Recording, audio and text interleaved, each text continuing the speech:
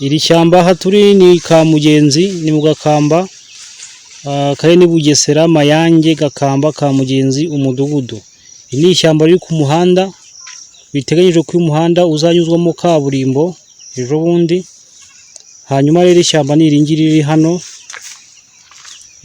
rifite ubuso 320 metero kare.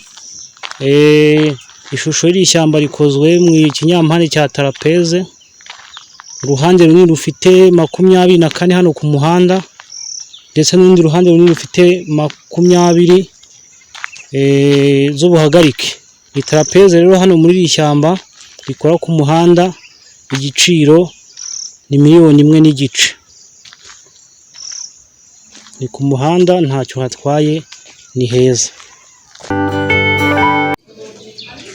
Nongeye kubasuhuza nanone mwe mudukurikira ku Professor Entertainment.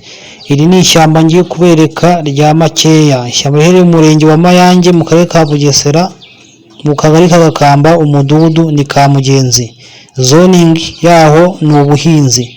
Niyo mpamvu ishyamba riri ku mafaranga makeya. Ni ishyamba rifite ubuso metero kare 320, riri ku mafaranga $1,000,000 yonyine. $1,000,000 ukegukana ishyamba ririmo n'ibiti binini ushobora guhita unasarura ako kanya.